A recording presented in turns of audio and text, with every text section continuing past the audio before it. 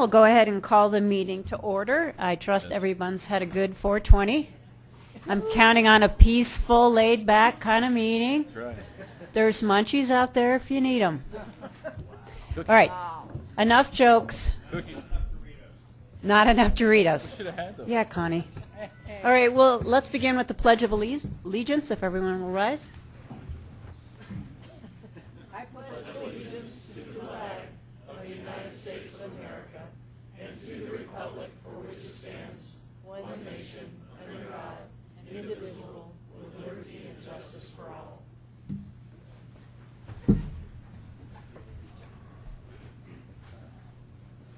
You want to call the roll? Eva Henry. Here. Bill Holland. Here. Elise Jones. Here. David Beacom. Here. Tim Mock. Chrissy Fanganello. Anthony Graves. Robin Kniech. Here. Roger Partridge. Here. Gail Watson. Don Rozier. Present. Bob Pfeiffer. John Marriott. Bob Roth. Here. Larry Vidham. Here. David Spellman. Aaron Brockett. Here. Ann Justin. Here. Lynn Baca. Here. George Teal. Here. Doris Chular. Here. Ron Engels. Catherine Hyder. Laura Chrisman. Here. Richard Champion. Gail Christie. Rick Teeter. Here. Debbie Nasta. Carl Randolph. Steve Conklin. Here. Joe Jefferson. Steve Yates. Okay. Jeff Deacon. Here. Daniel Dick. Present. George Heath. Samantha Meering. Lisa Jones. Laura Brown. Lynette Kelsey. Here. Scott Norquist. Storm Glore. Here. Sarah Shakaris Graves. Casey Brown. Here. Ron Rakowski. TJ Gordon.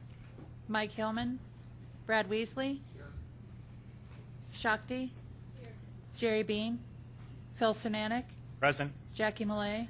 Jim Gunning. John Peck. Gabe Santos. Ashley Stolzman. Here. Connie Sullivan. Here. Colleen Whitlow. Here. Deborah Jerome. Sean Foray. Chris Larson. Kyle Mullica. Jordan Sowers. John Dyack. Here. Sally Daigle. Gary Howard. Rita Dozel. Here. Adam Makowski. Here. Herb Atchison. Joyce J. Yeah, Herb's not here, I know. Emma Pinter. Joyce J. Gary Sanford. Deborah Perkins Smith. Here. Bill Van Meter. We do have a quorum. Thanks, Connie. All right. Well, next up is we want to welcome the new members and alternates, and we have quite a list, and not all of them are in attendance, but let's welcome them anyway. Council member Scott Norquist is the new member from Glendale, and Council member Storm Glure is the new alternate. Are either one of them here tonight? Yes. All right. Welcome.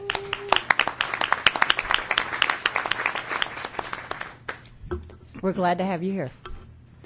Richard Champion is now the member and newly elected mayor from Columbine Valley, and trustee Gail Christie is now the alternate. Are either one of them? Are either one of you here tonight? All right, well, we're still happy to have you. All right, Connie Sullivan is here, is now the member and newly elected mayor of Lyons, and Lyons' new alternate is Mayor Pro Tem Dan Greenberg. So, good to welcome. Congratulations on becoming mayor. Of course, you weren't actually opposed, so it was sort of a given, but we're happy for you anyway. And then Jeff Deacon is the new trustee and new member from Erie. So welcome.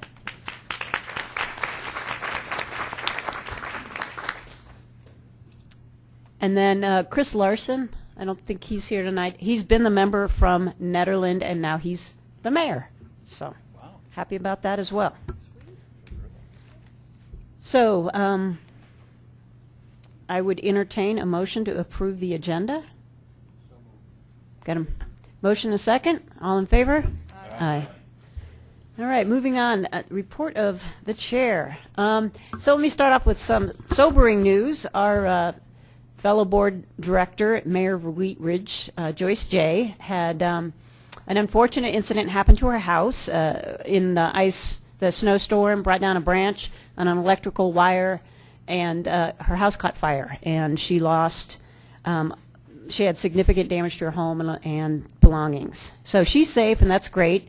She's probably not here because she has higher priorities, understandably so, but there's a lot of recovery that she'll have to do to get back to her normal. And you might have gotten the email, I think Connie sent it out today, that the Wheat Ridge community is raising funds to help her out and help her fix her home and replace her belongings. So there's a GoFundMe fundraising opportunity, so if people are so inclined or able, it would be great to help her out. On a happier note, I think you all are probably aware that our big awards ceremony is next Wednesday. It's going to be great fun. It's at the new Weston Airport at the Airport Hotel. And last count, we have 450 people that are going to be in attendance. So it's going to be big. It's going to be fun. I was a little disappointed to hear that only about 15 board members have signed up to attend, which is crazy. I should mention it is free to board members. Free, fun, food. Come on, folks. So it'd be great. It's not too late to sign up. I think you have till noon tomorrow. Is that right? Did I make that up? And Steve is here. Where's Steve? Steve has train tickets for anybody that's signed up or planning to sign up. See Steve to get your train ticket, or just hold up your hand now and he'll make his way around. It would be appropriate for you actually to attend the gala if you get a train ticket. Just saying. So seriously, we have understanding from Herb Atchison that he's going to wear his black cowboy hat. So it's going to be a really fun evening. It's not clear what I'm going to be wearing. Yes, there were. And most of them weren't good. So moving on to yet another topic. We have coming up soon our second annual board collaboration assessment. For those of you who have been around for a year, you might remember that the first one was done last April 2015, and it's basically the personnel evaluation for the board, where we critique how we're working together, our effectiveness, ways we can improve, whether or not we should be fired, things like that. Of course, Jerry wanted me to remind you that this assessment was developed originally through research on MPOs and other major collaboratives by Dr. Carl Larson. He's an expert in the field, and therefore this assessment is very legit. So seriously, it's really important tool. It helped inspire a number of the changes that we've instituted over the past year, particularly our efforts to do better on onboarding, better engagement of both directors and alternates. So that came out of this assessment. So we're really, really encouraging everyone to please participate. It's only going to take you 15 minutes to fill it out. It's an online survey. And it'll be confidential. Whether or not you respond will be tracked, but not the results. But that will keep Jerry able to ping you if he hasn't heard back from you.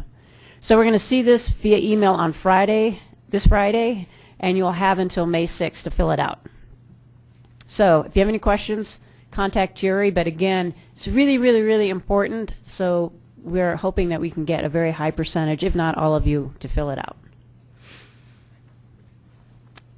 And I think that's it from me. I wanted to turn the mic over briefly to Bill Holland at his request. He had an announcement to make. Thank you, Madam Chair.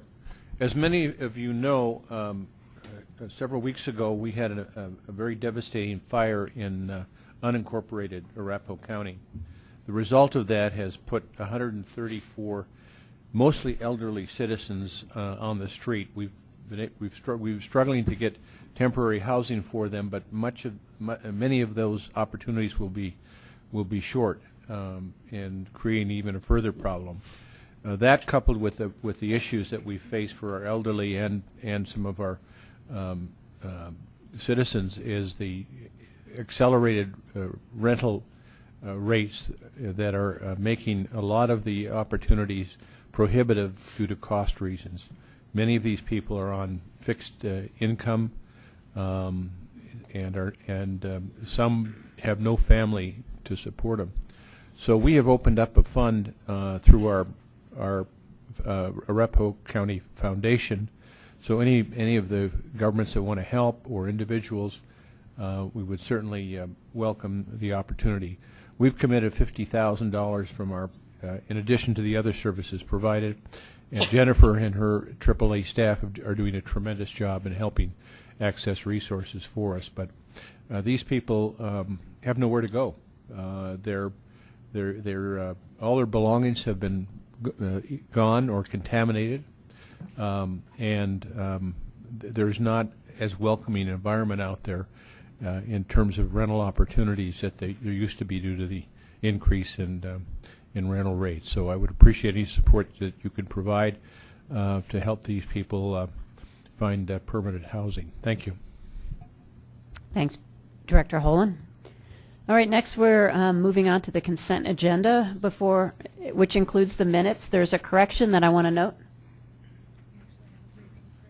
Oh, we do? God, I'm looking at the wrong agenda. Sorry.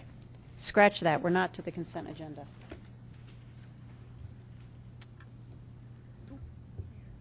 All right. Is Peter here? All right. So we, at the request of the board, are getting a presentation on Road X from Peter Kaczynski from CDOT. We're happy to have you here. It's an issue a lot of folks are interested in, so we look forward to hearing from you. Thank you very much. Appreciate the opportunity to come out and share a little about the Road X program that CDOT has initiated about 6 months ago. I have just a few minutes to talk about this, and so welcome any questions as we go along. Again, my name is Peter Kaczynski, and I am the director of the Road X program. I will go fairly quickly through a lot of these slides, as I'm sure you've seen a lot of this information before. We at the Colorado Department of Transportation have a lot of issues that we're trying to deal with on a regular basis. This, of course, means that we need all the help we can get, and it's time that we really start to embrace technology to help us find solutions to these problems. At CDOT, we have three fundamental peaks as set forth by Executive Director: technology, people, and our system. I think you can all appreciate why we need to address all three of those issues. My Road X program falls underneath the technology peak.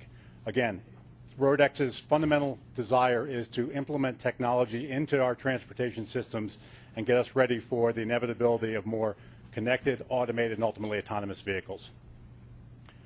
What are we looking at, right? You guys have all seen this. Significant population growth, a large demand for travel, congestion on our very already packed roadways. We have to find solutions to these things other than what has traditionally been done, which is basically just build. We're seeing right now that we're coming off the transbonds for T-Rex, and we're facing problems on I-25 already. So we have to start thinking differently about how we approach this. Transportation is, of course, important to all of us. I mean, it means the economic engine of Colorado is humming well. We have to look into this. This is why the Colorado Department of Transportation is really focusing on this. This is a snippet out of the US DOT guidance on connected vehicles. It's a pretty astounding thing to think about that 80% of accidents could be reduced when you start to see a high penetration of connected, automated, and ultimately autonomous vehicles. 80% of accidents, that's a big thing. Now, that's safety. Let's talk about capacity real quick. We have the ability, the technology can get us double, potentially triple the capacity out of our current systems today when you cut down headways, when you get speed harmonization between vehicles. A lot of the things that the technology can do for us can make our systems much more efficient. Quickly, I want to talk about different types of technology as it relates to vehicles. I love the fact that you have a list of acronyms in the back of your agenda, so I'm probably going to throw on a couple new ones to you. So, connected vehicle. What does connected vehicle mean? A connected vehicle is a vehicle that either sends or receives information. It can either be the vehicle itself or it can be the driver or the passenger of the vehicle. Who does not have a smartphone? Really? Wow, that's awesome. We have one not connected car leaving the DRCOG meeting tonight. But that connectivity really can start to serve benefits. We can send information. Everyone's aware of the multitude of apps that exist out there, the co-trips, those type of things. we have the ability to enhance those through a higher turnaround speed of information, those type of things. That's connectivity. That's how you connect a vehicle, sharing information. Automated vehicles are some of the things you're starting to see right now become more commonplace. The adaptive cruise control, the self-parking assist, the dynamic braking so that you don't run into the back things. Those are features that allow the driver to, well, I shouldn't say allow the driver, but make up for when the driver is slightly distracted and can't respond quickly enough. What we're striving for is that bottom one. That is the automated vehicle. That's the automated and connected vehicle. That's when you really can go hands-free on a car. Your car is aware of its surroundings, understands the features around it, the speed limits, all of those type of things, and is reacting on your behalf to drive for you. Now, is this going to be available on every single road instantaneously? No. There will be phase-in times, most likely starting on our higher demand corridors, spreading to our major arterials, and ultimately out to some of the more rural areas. But this is coming. We developed a great little fun video at In the CDOT last for 100 Road X, so years, enjoy this for a moment, too. transportation has made breathtaking leaps, from horseback and railroads to highways, all the way to the moon. Colorado's success is bound to our achievements in transportation. Today, Colorado and transportation are taking our next leap. Introducing Road X. The Colorado Department of Transportation's Road X initiative will seismically shift how people and goods safely move across Colorado through advances in our roadways that were just dreams several years ago. Our Road X vision is crash-free, injury-free, congestion-free, technologically transformed travel in Colorado. With the understanding we can't build our way out of congestion, Road X is a fast lane approach to how CDOT is working to solve our transportation issues. Right now, we're creating a connected and cooperative environment where private industry has a green light to develop and deploy the technology to transform our aging roadways, our commutes, and our safety. Road X projects will take safety and mobility to the next level, connecting vehicles, drivers, and infrastructure, allowing cars and trucks and even the roads to talk to one another, helping prevent accidents and improving traffic flow. The primary goal of Road X is to turn our state highways into zero-death zones through smart developments such as virtual guardrails and active infrastructure that protect against human error, saving countless lives. Through Road X, we will jumpstart synchronized traffic flow to help get products to market quicker, boosting our economic growth. And real-time data and services will continue to transform how we utilize our roads and even how and when we travel. Road X is Colorado's investment in the partnerships and strategies to make the next leap in transportation. And doing so will have long-term positive effects on our economy, environment, and our lives. The future of Colorado transportation is here, and with Road X, we are paving the way. This was a video that we debuted when we rolled out the Road X program at our Transportation Summit last October. So this is what we're really talking about. We're talking about a disruptive technology. I think everybody but one in the room can appreciate what a disruptive technology is. I mean, this is your PC, this is your cell phone. These are the things that came on and fundamentally changed our lives. I would personally contest that a modern vehicle is a disruptive technology and is going to have the same level of impact. I mean, the vehicle you see below you is a Subaru. I mean, we're not talking that these are exclusively super high-end vehicles. I mean, I think we've all seen the videos of the Teslas and their self-driving mode. I mean, this stuff is here today. Every single vehicle, as I mentioned earlier, that has rolled off the assembly line since 2013 is fully Wi-Fi capable. They just turn the Wi-Fi off once it leaves the factory so that no one can hack the system. That technology is there. It can help us today. Quick graph of what type of exponential growth we anticipate seeing with the deployment of these vehicles. I know it's a little bit hard to see, and hopefully in your package it's a little clearer, but really in the 2025 time frame, we're going to see substantial deployment of these type of things. Now, that still may be 10 years away, but I think it's important to recognize that we also sometimes deal with NEPA that takes 10 years. So, you know, as we start to look at these type of things, we need to start thinking about how we incorporate this future technology into our planning processes, into our budgeting processes, all the things that we do to improve our infrastructure. Won't touch much on this slide.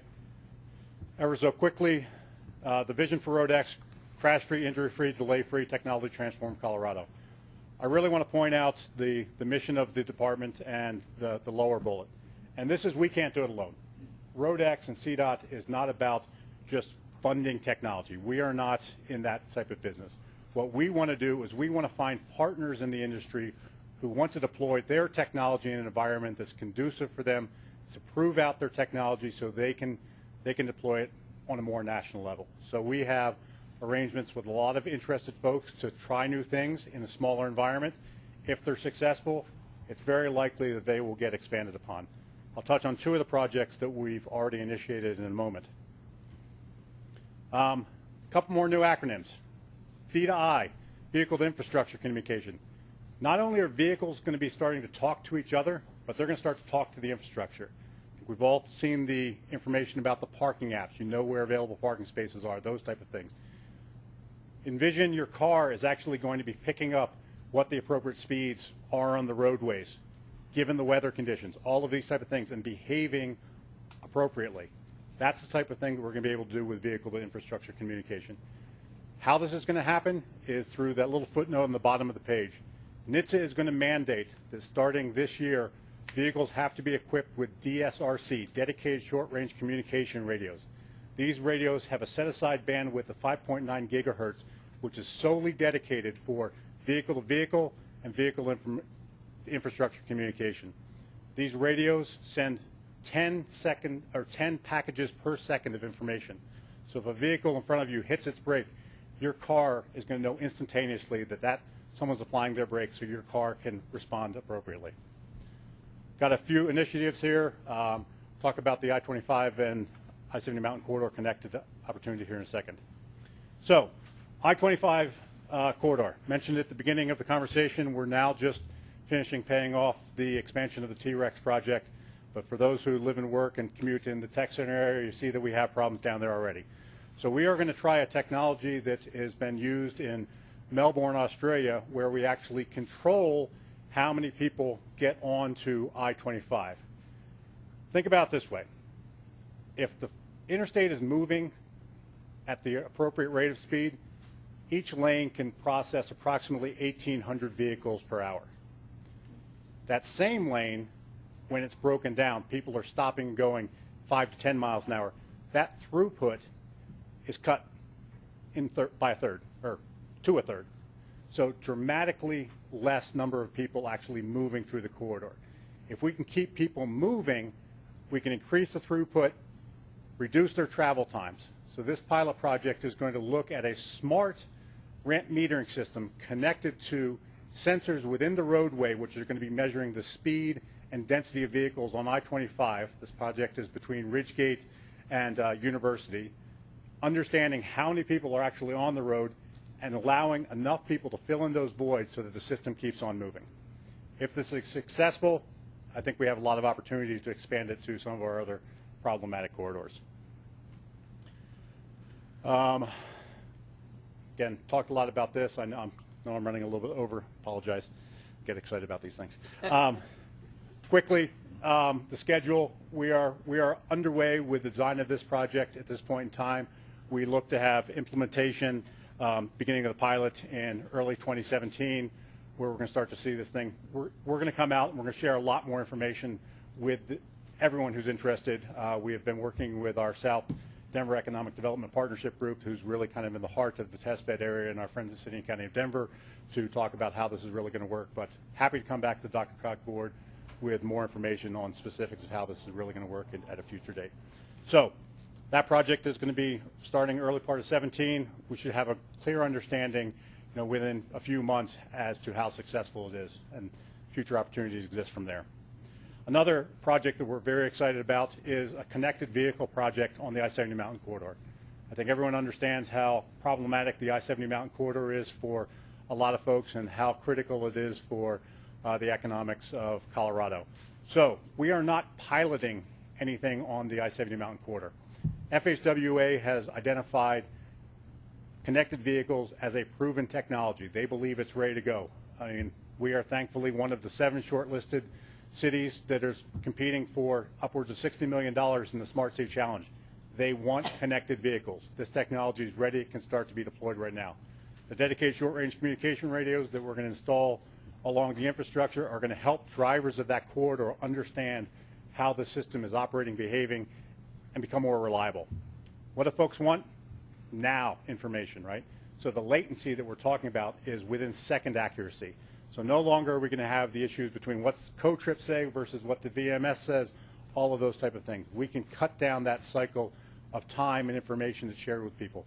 We can tell them, as you're coming down Georgetown Hill, you're going to see a slowdown, or you're not going to see a slowdown. Those type of things we can share with folks very quickly and allow them to make more informed decisions. Again, quick overview of the schedule on that project. We are underway with this. We are going to be deploying the pilot of a cellular application of the connected vehicle aspects for this upcoming ski season.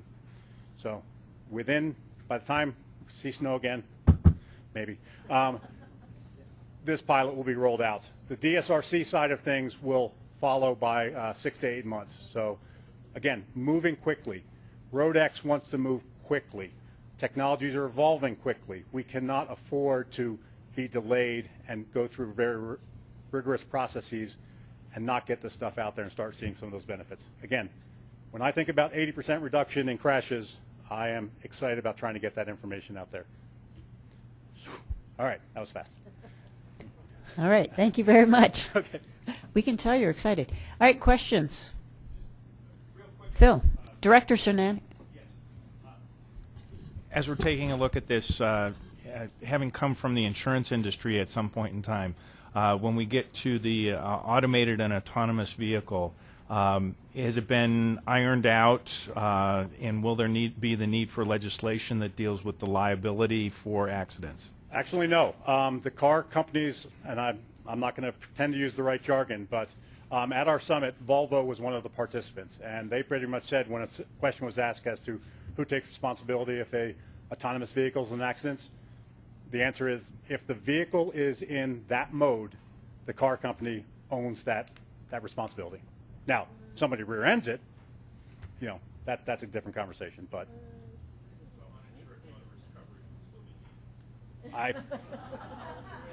I'm sure there's a sales in there somewhere, yes, sir. Hi. Other questions? Director Chrisman and then Director Bidham.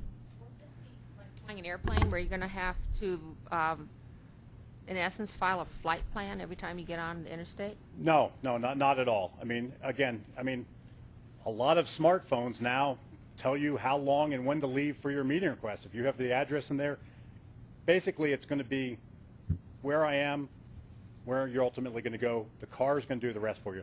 I can go on about mobility as a service and how you may not be owning a vehicle in the future. So for anybody who's thinking about buying a new vehicle, don't lease it. Because that mobility service is really what we're seeking, the car is going to be understanding where you want to go, find the best route, and do those type of things. So no, it's not going to be required to file a flight plan. Director Vidham. Let's say an individual owns a 69 Camaro. How is he going to integrate into the system? So there is no doubt that we are going to have an ugly transition period where we have vehicles that are fully autonomous and we have folks that are not so interested in disruptive technologies. Simply, we can start to designate lanes. When we start to see sufficient density of vehicles, we can start to identify lanes, much like we have the HOV policy for tolled express lanes. We can start to look at specific corridors, specific lanes that can be set aside for vehicles that have that type of technology. Other questions? Jennifer. Thank you for the presentation, Peter. Just a quick question. One of the things that came up when the board requested this was just kind of a better understanding of how CDOT would be collaborating with the local communities when they were getting ready to implement a project. So could you talk just a little bit about Sure. As one of the slides hopefully showed, this is really all about partnerships. You know, we have to work with anybody who would be affected by one of these projects. So if, for instance, the I-25 Managed Motorway project gets expanded, we would be working with the municipalities and jurisdictions that are impacted by that. That's why I referenced City, County, Denver, and the Southern Denver Economic Development Partnership, as those are the groups that are impacted. So we've met with them several times. They're technical folks. So absolutely, we want to operate above board. We need your help, frankly, reaching out to your constituents to help them understand why we're deploying technologies and we're doing these types of things. So we are going to be, as I tell my team, we are not going to be informing, we are going to be marketing. You know, we are looking to change social behavior with some of these technologies, and we really have to get out there and start actually marketing this effort versus just informing people.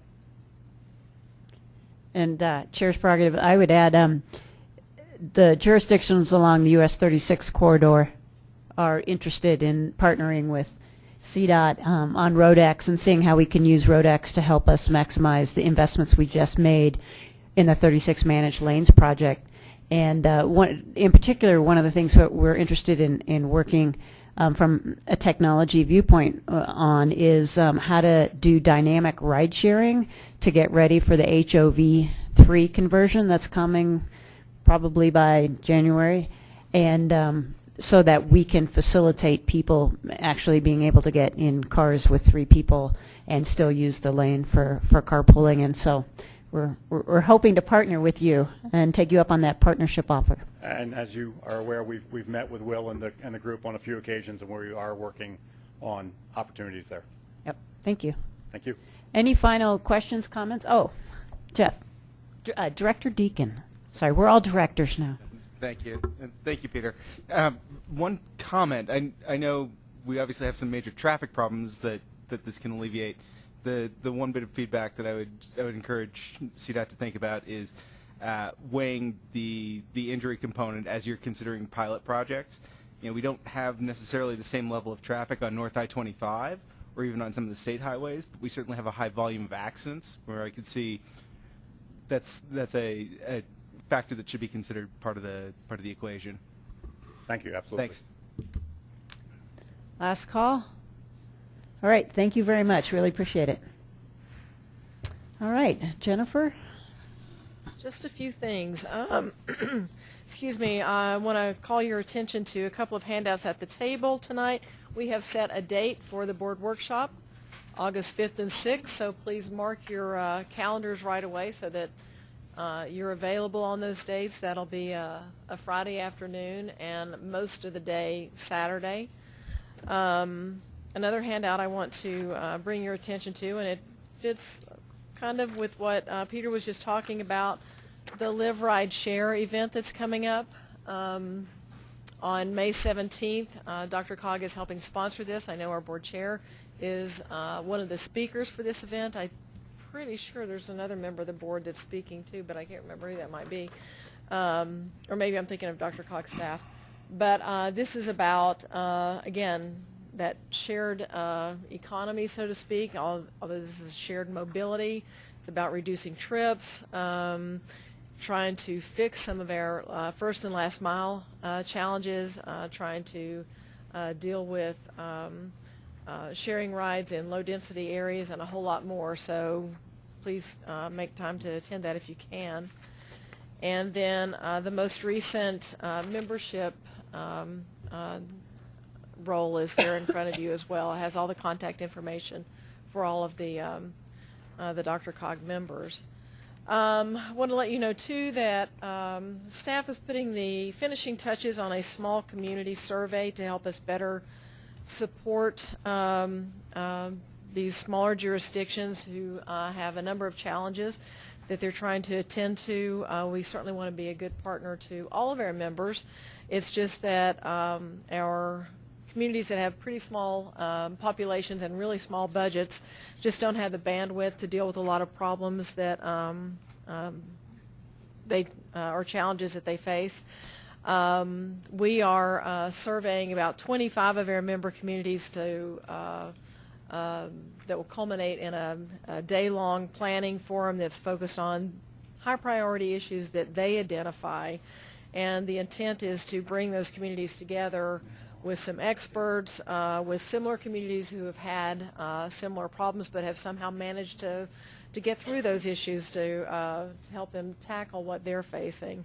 I would imagine some of those things could be everything from senior housing to competing for funds better at DRCOG to getting some GIS support and other things like that.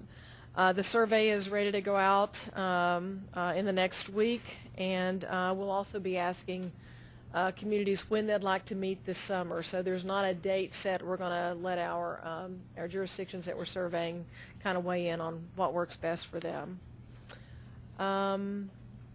There is a sign-up sheet that I'm going to ask Connie to pass around. There was a proposal in the structure governance group to start texting reminders about board meetings to directors. The sign-up sheet, like I said, is going around now. If you would like to receive a text reminder, just add your contact information, and we will do that for you. If anyone's interested, the cost of the service is about $600 a year, and assuming we have at least 10 people sign up, then we'll go ahead and buy that service and get those reminders going if you sign up for it. I wanted to tell you too that you've heard a lot of reports from us about the Older Americans Act, and it's been making its way through Congress for I don't know, 2 years I think. Both the House and the Senate passed the Older Americans Act without actually voting on it. I don't really understand how these things work, but that's what happened. And it actually went to the president, and he signed it this week. Unfortunately, while it does make some improvements, it does not fix the Colorado problem. We will be getting a little bit more money through this new bill, but this ongoing issue of seniors in Colorado and across the nation not being treated equitably still exists. So we actually followed up with staff in Senator Bennett's office, who suggested that we ask the senators to do something called a statement for the record, which basically puts everyone on notice that, particularly staff in Washington, but when this bill does come up for reauthorization in 3 years, actually it's less than that now, about 2.5 years, that Colorado is expecting both the House and the Senate to deal with this issue of equity. Unfortunately, neither senator has acted on this, even though the suggestion came from one of the Senate offices. So if any of you are interested in helping us work this issue and contacting members, please just raise your hand now, give me a call, send me an email, and thank you, Bill. If there's anyone else, that would be most helpful. Again, this is really kind of a formality, but it puts something in the record so that they don't start reauthorization again without taking note that Colorado has a serious problem, and we are harmed more by the way the Older Americans Act is written than any other state in the nation. And then finally, I'll call your attention to Attachment B in your package. We introduced this newly formatted report from the executive director last month. It's still under construction. The first several pages are just kind of an explanation as to how the report works. The actual report starts on page 11. Probably in another couple of months we'll just get rid of these introductory pages. Hopefully over the next couple of months everyone will understand what's in the report and how it works, and we'll also include in our member onboarding an explanation of the report so that everyone is up on this. But the actual report really begins on page 11. So as I said, a lot of it is still under construction. Jerry and I have been working diligently to wrap this up. I feel sure that it'll be complete by your June board meeting. So on page 11, this is about advancing board goals and priorities. As you can see from the speedometer over there, there is there's not a needle on that speedometer, but that's because we don't have a measure yet to kind of help indicate how well we're doing in that area. But there are some notes there at the bottom to kind of keep track of what all's been going on. For example, I was at the City and County of Denver's Finance and Services Committee this past month. We have some new partners on our Denver Regional Aerial Photography Program. Littleton, Superior, and Fort Lupton have all become part of that, but also Urban Drainage and E470 Highway Authority. And I mentioned those two in particular because it's getting non-members into this program that reduces our member cost. So the more private sector or non-member participation, the lower our member government cost is. So this is a great benefit for our members who have city and county staff who use all this data, but there are also other entities out there. It's this great P3 that we have going, and again, it helps reduce member costs for the data. The AAA is getting ready to sponsor a weekly Saturday radio show on KEZW.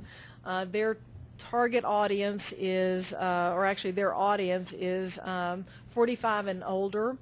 The show that's airing airs right after the Car Guys, which has always been a very popular show, and right after that is 40s, 50s, and 60s music. So this is a great opportunity for the AAA to talk about the kinds of services that we provide, how to get the help seniors and caregivers need, to get a better understanding of what's happening with the shifting population here in the Denver metro region, and how this is something that we're all kind of involved in and need to pay attention to. So our first 5 segments have already been set. I will be actually taping a show tomorrow just to talk just a little bit about DRCOG and who we are and why we exist and the kinds of programs that we're involved in. Jayla Sanchez-Warren, who's your AAA director, will be doing the second show, which she will just kind of give an overview of the AAA. And then the next 3 segments are going to be on caregiving, who a caregiver is, what caregivers do, why caregivers need support, what kinds of resources are out there for caregivers and the people that they're caring for, and how caregivers need to take care of themselves. It's sort of the, I use the analogy that you hear from flight attendants every time you get on a plane.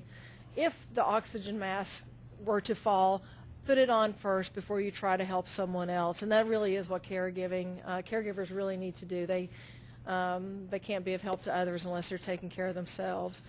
So let's go on to page 13. Improving legislation, again, that's one that's still not quite complete.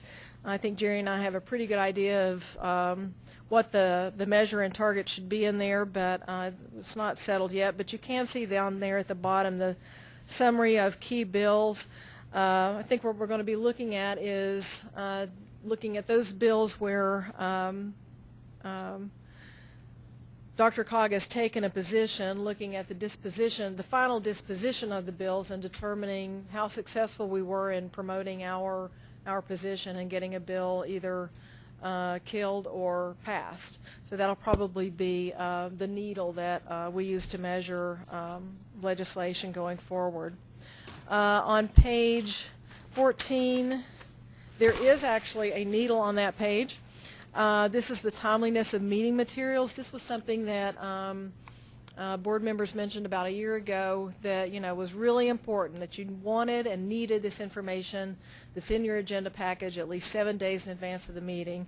So you can see there we've been tracking this since November. There's only been one instance where one piece of the package didn't reach you 7 days in advance, so our goal is 98%, and we get into that yellow area if we ever get 90% or below, and currently the needle is sitting on 98, so we're doing good in that area. On page 15, this is the one-on-ones. We think again, this is one of those areas where I made a commitment to the board last year to have make sure that I was doing regular meetings with all of the members. I don't cover all of those myself. Flo Ritano is doing a lot of the small community meetings, and so this represents she and I together on this. We were doing really good up until actually this March. We had we've got time on our calendars to make these things happen, but we just always can't find members who we want to meet with who have availability as well. So I know that I've already got 3 or 4 scheduled for April, so I'm sure that needle will move. But you can see this is a great example of seeing the needle where you don't want to see it. Our target is to do at least 4 one-on-ones every month with board members. In March we didn't have any, so you can see the needle is all the way over in that red section. So that gives you a good example. That one and the one before gives you a really good example of how that speedometer is going to help you gauge our success. And then to wrap this up, I'll go to page 17 and talk about the employee survey for just a moment. We survey half of the division the agency every 6 months. We talk with the survey is about 40 questions long. We ask staff everything from how well does your job attend to the mission and vision of the organization, to how well does your team work, to what's your relationship like with your supervisor, to how approachable the ED is. Like I said, we survey half the staff every 6 months. We've been doing this since December of 2013. So for half the staff, they've been surveyed now 3 times. The other half has been surveyed twice. But again, if you look up at the speedometer, the goal is to always be at 3.2 or higher. We're getting into dangerous territory if we ever see it at 2.7 or lower. And the actual value for this December is the staff that was surveyed in December is 3.5, and the average over the these 5 surveys is about 3.4. So we're holding steady there, and very proud of that. So unless there are any questions, I think that wraps it up for me. Director Roth. On the Live Ride Share on May 17th, at the risk of discouraging people from going, I am a speaker as well. I thought there was another board member. Thank you, Bob. Director Graves. Thank you, Madam Chair. I actually have a quick question about the small community survey. I actually love that idea. I know we've been talking about it for a while, but I was going to ask if larger communities can sit in on the session or at least get the readout, because I think it's important for all of us to kind of understand what the key concerns are of our smaller neighbors. Yeah, absolutely. I mean, I think we've always done the y'all come. Obviously, the target is the smaller communities, but Flo is in the audience. I'm sure she'll make sure that everyone sees that that date once it's set. And in fact, some of the larger communities may be asked to come and share how they've gone about doing certain things, or maybe even, depending on what the issue is, there may be some larger communities that are able to help smaller communities. So, Jennifer, I was going to note, Director Partridge, I think, held his hand up when you were taking volunteers for the statement of record and talking to the senator. Thank you so much. I will put you down. Any other questions? All right. Then we'll keep moving along. It's now time for public comment, where we would welcome folks from the audience to come speak to us for 3 minutes on a item that is not had a prior public hearing. Do we have any takers? All right, seeing none, we'll close the public comment. We just got back on schedule. Love that. Okay, now we're to the consent agenda. I was very overeager last time. So we have one correction to the minutes before we vote on them. It's on page 6. The first line should read Article X.B.1, not Article X.D.1. I know that was probably keeping you up. Are there any other edits? If not, I would entertain a motion to approve the minutes as amended? We have a motion and a second. All in favor?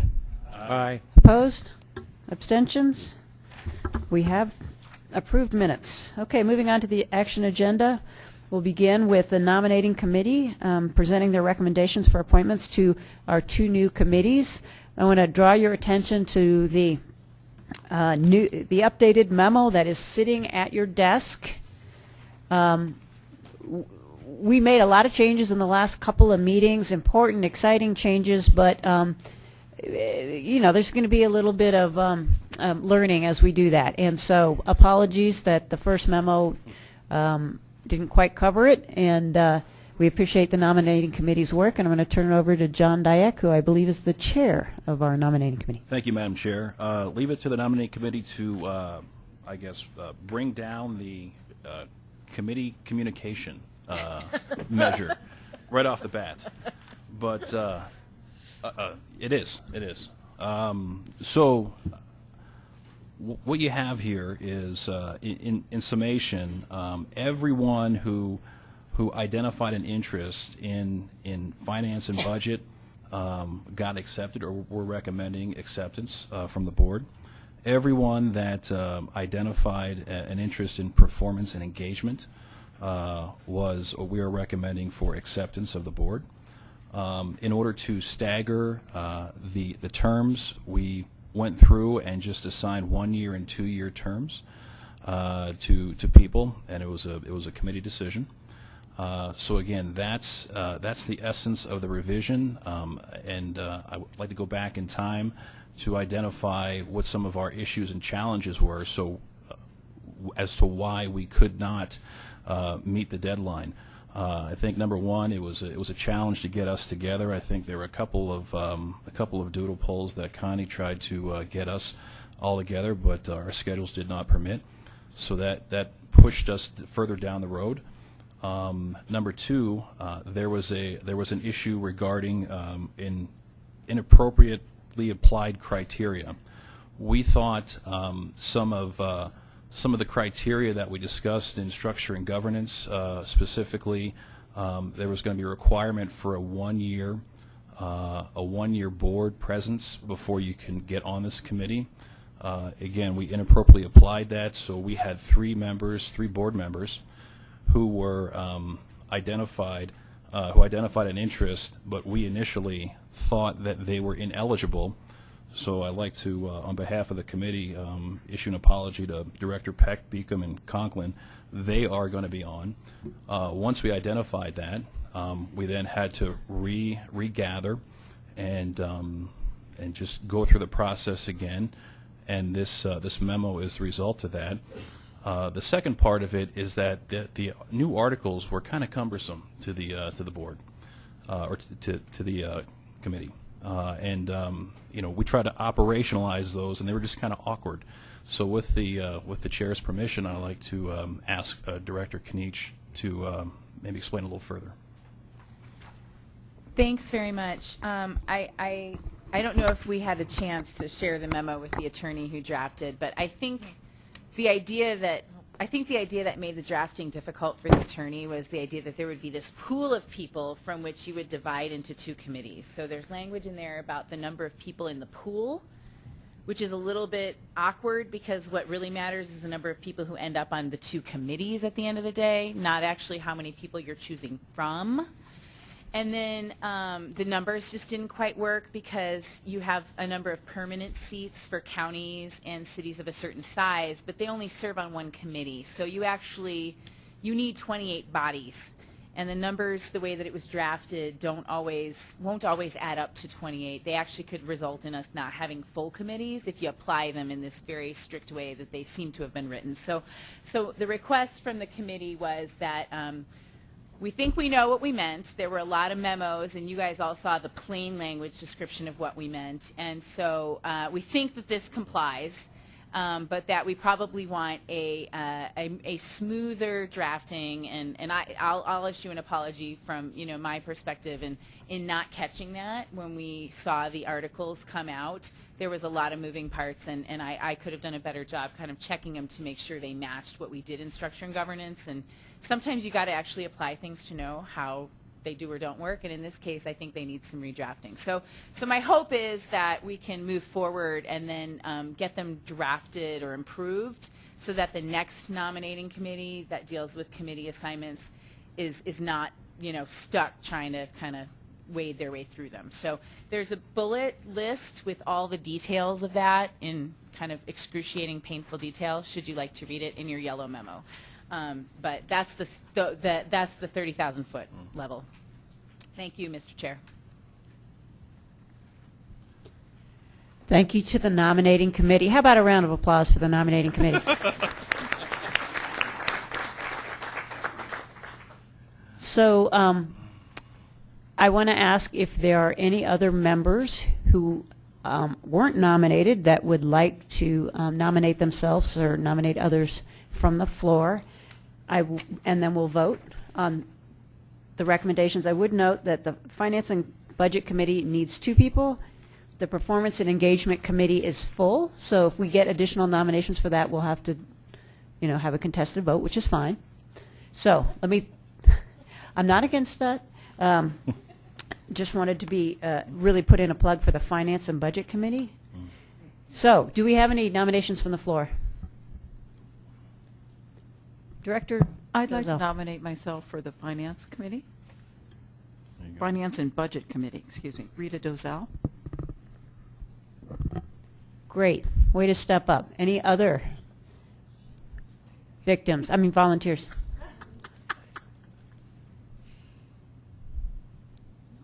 Pregnant pause.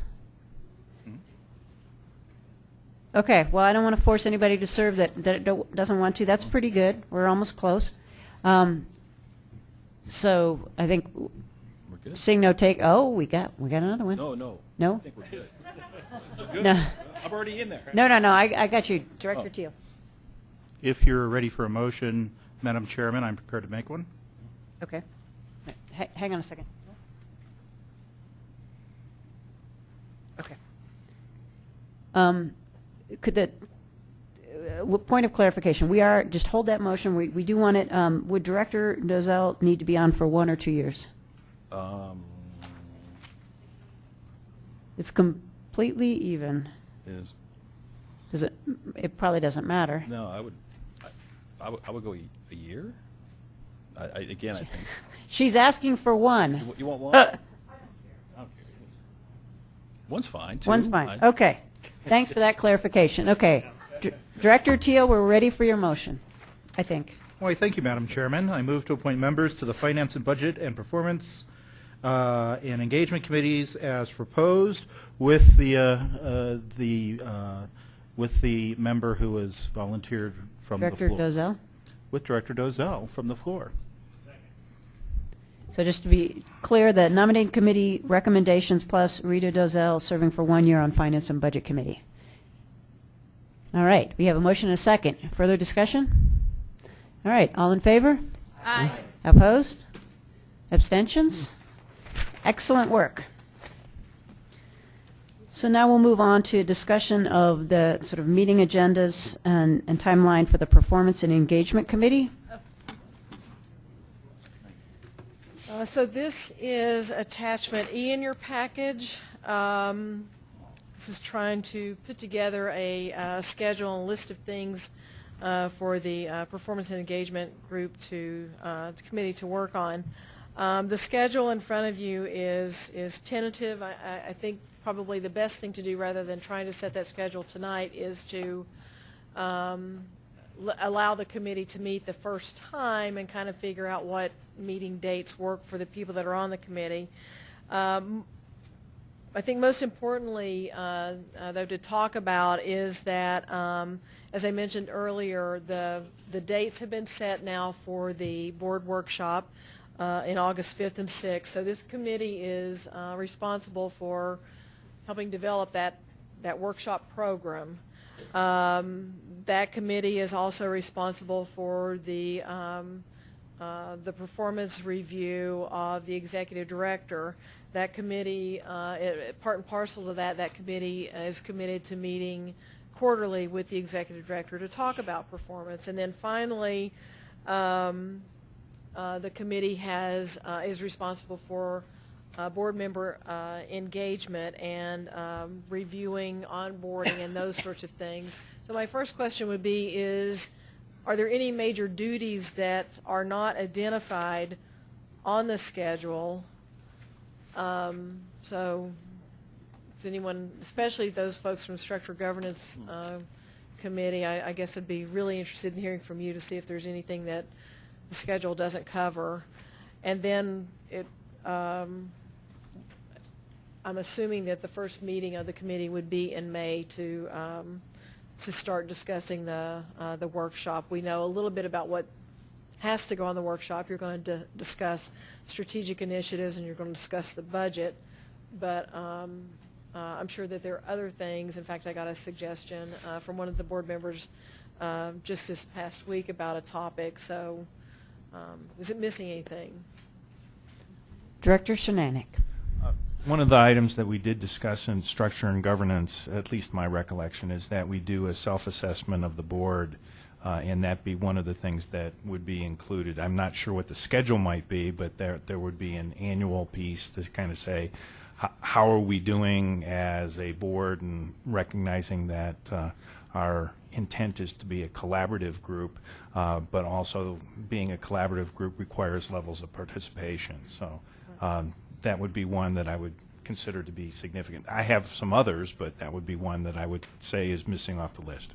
I think if I could speak to that, Elise mentioned in her comments that you're going to be receiving a survey, the board collaborative survey. So if I'm hearing you correctly, this group then would kind of work with Jerry on the results of that and maybe come back to this board with input, suggestions, recommendations, whatever. So we can certainly add that as a duty for this group too, and we'll figure out a way to put it on the schedule. Director Kinich. Thank you. I don't know that you need to kind of add it to a particular month, but if you're keeping topics, I think that this committee is where tweaks to the bylaws are going to come from, right? Is that my understanding, that we talked about the idea that if there was any more structure and governance work to be done, it would be done in this committee. So one, I think we want to add that to the description, that, you know, to the extent that organizational structure stuff, if it's like, oh, we need to think about this committee's approach or something, this is a place where that can now happen, so we don't have to reconvene a special group on things like that. Hopefully they're not nearly as frequent or big as what we just went through. Once every 20 years, right? But anyway, so I would just flag that as a general topic, and obviously we already know that we might want a tweak. We do want to tweak to the way that the committee appointment language is. So anyway, I just would put that under the rubric of this. Got it. And then one other question, just I see that we have ED evaluation in July and then again in September, November.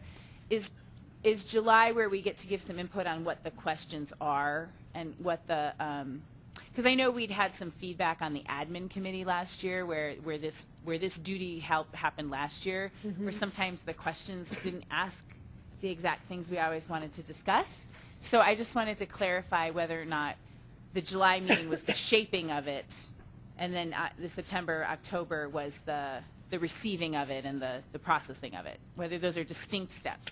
Yeah, well, I think the quick answer to that is no, but I think it requires another meeting, because I believe that we all thought that we would have gotten a little bit further down the road with getting the committee settled long before now. But there was a lot of material to talk about with structure and governance. So I think that if the board is interested in changing that survey for the next evaluation, we need to do that very soon, because normally that would go out in June.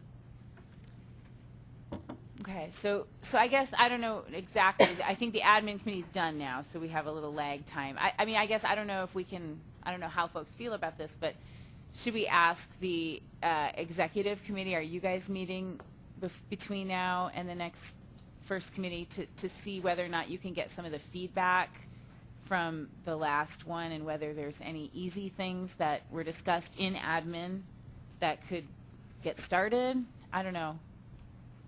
I just don't want to lose the feedback we had from admin that sometimes the questions didn't quite get at, you know, some of the topics.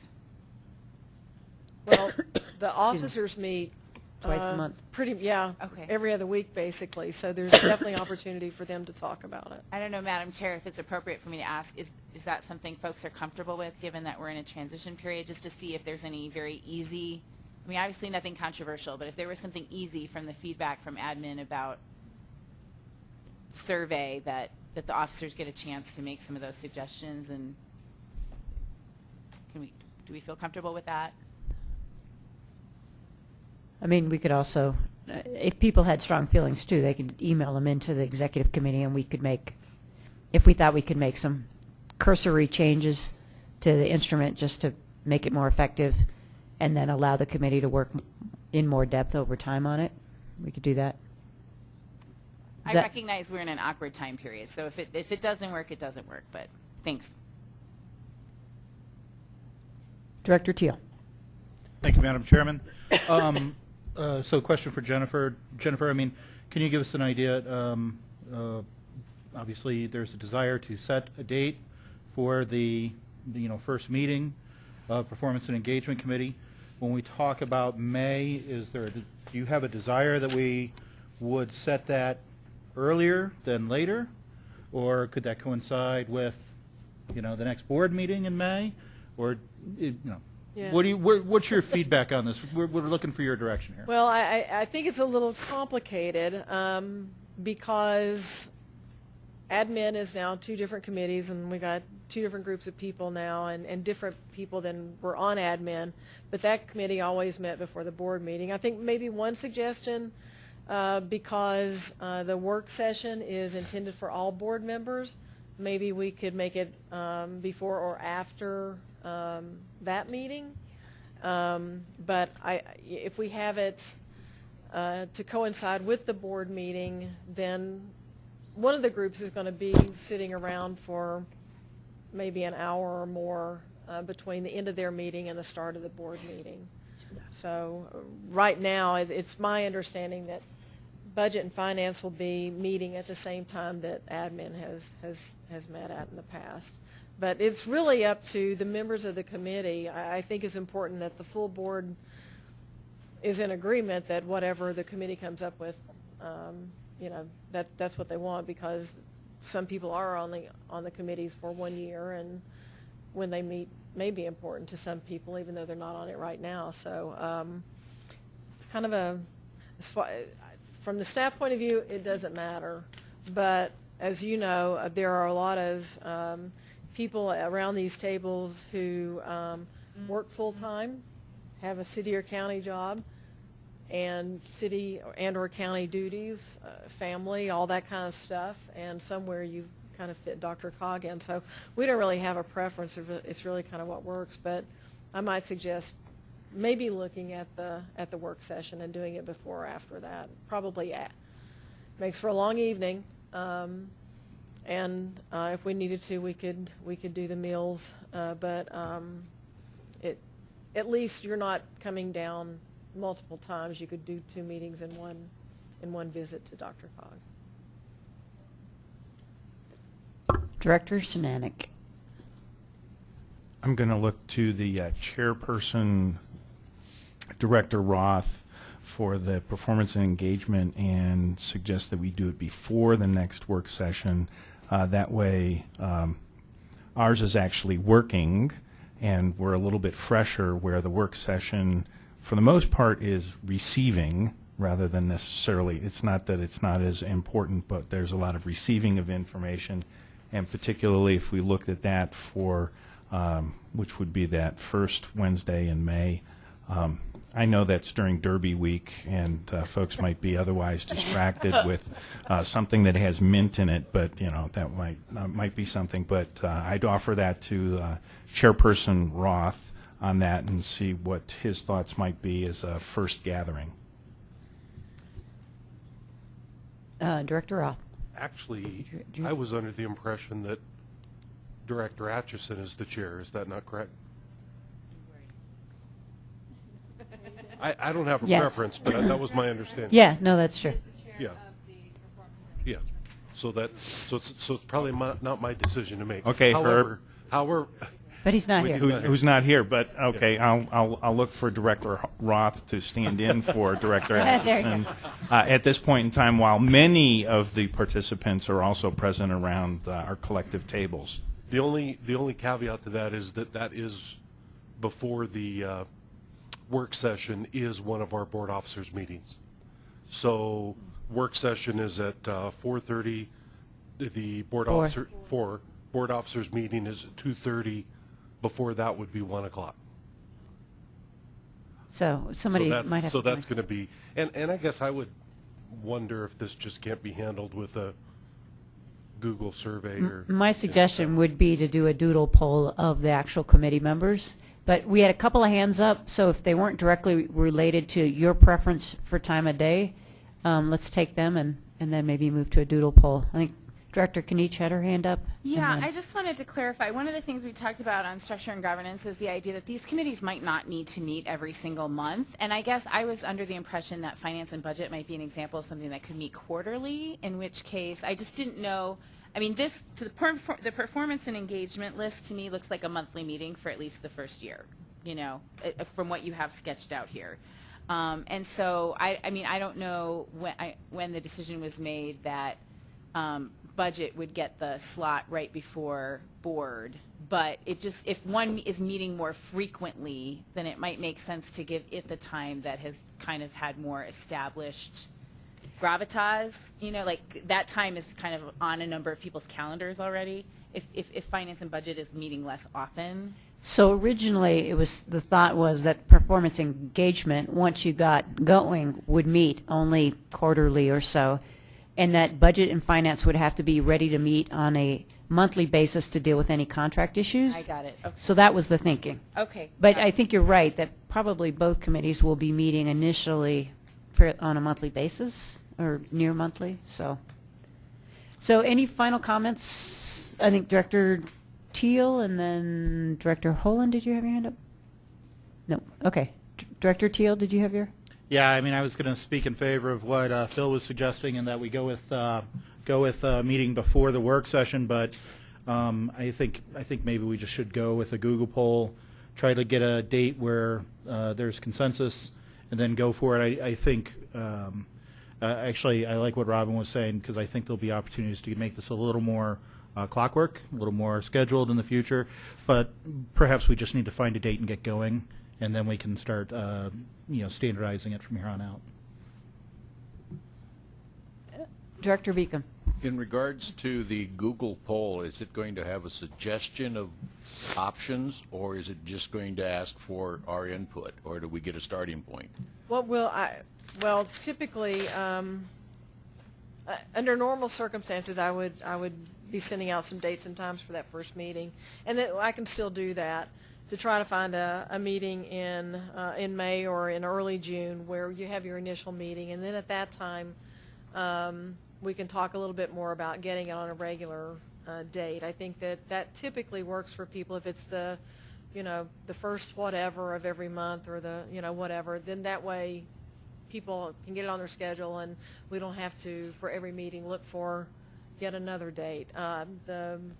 Even the structure and governance group went to a system like that, where they just decided, okay, before this meeting we're gonna be meeting, so that it was always on their schedule, was planned for, and easier for everyone, rather than deciding at a meeting, okay, when are we going to meet next?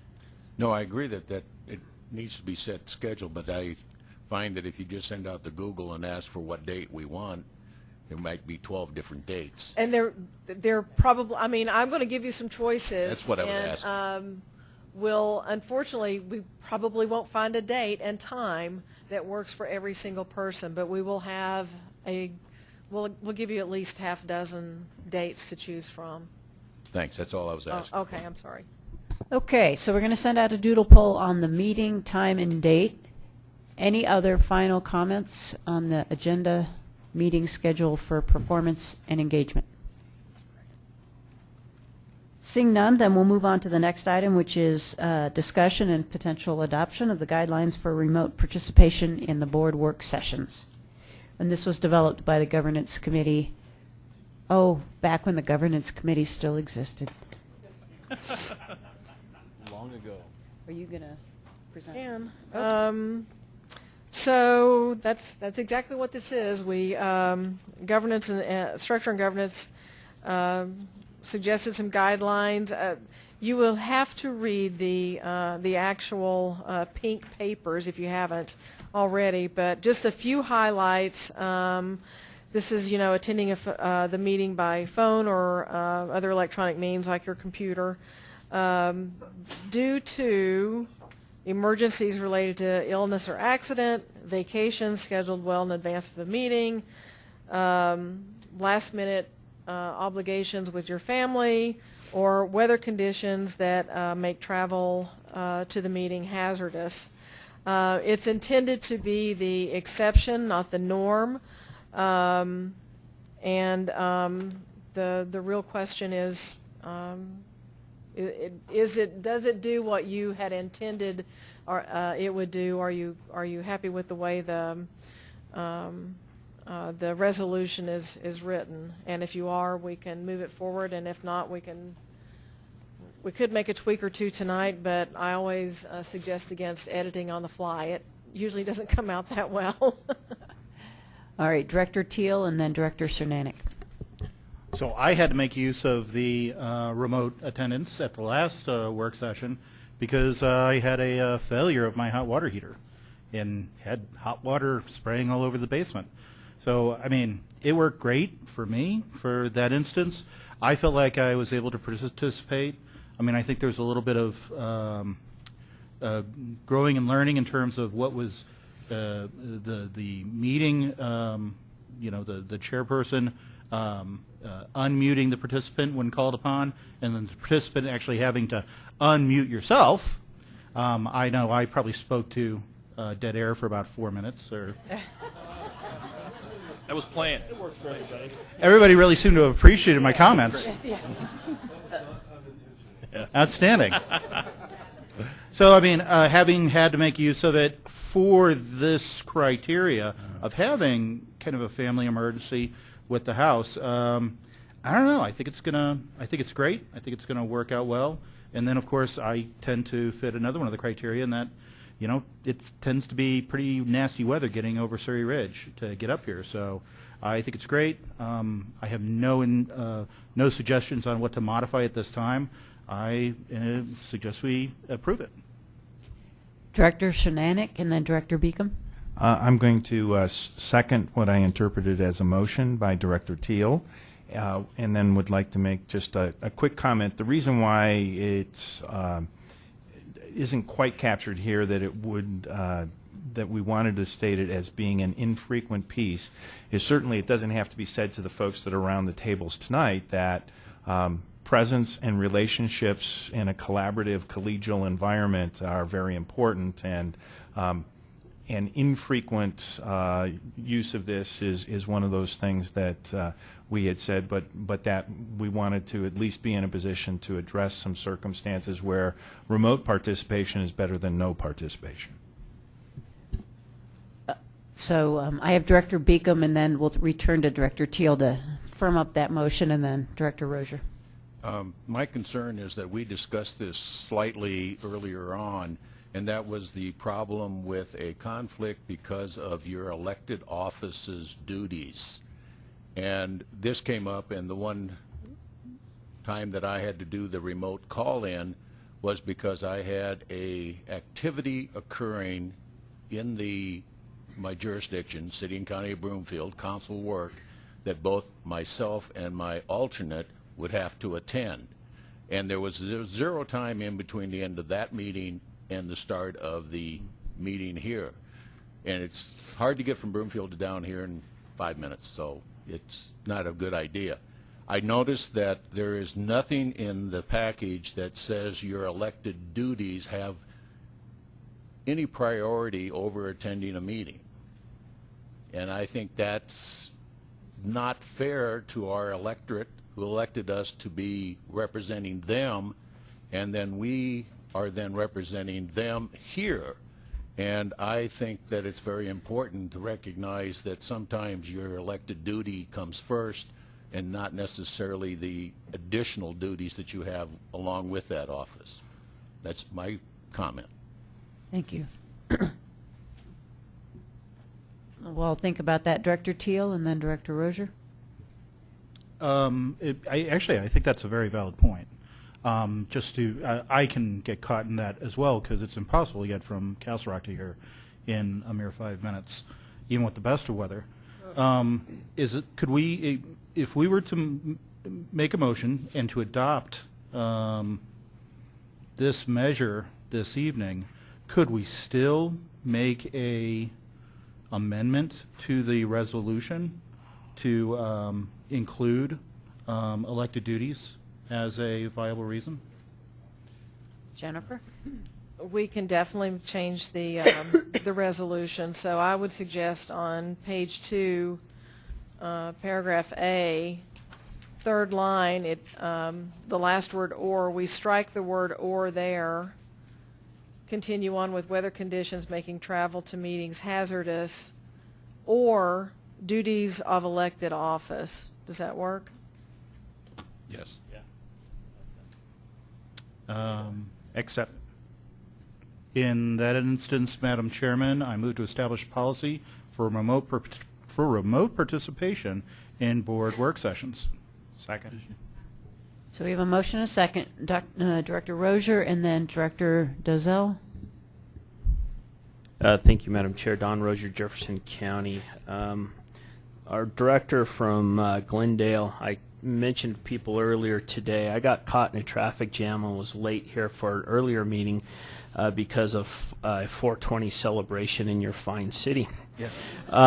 Was blocking traffic.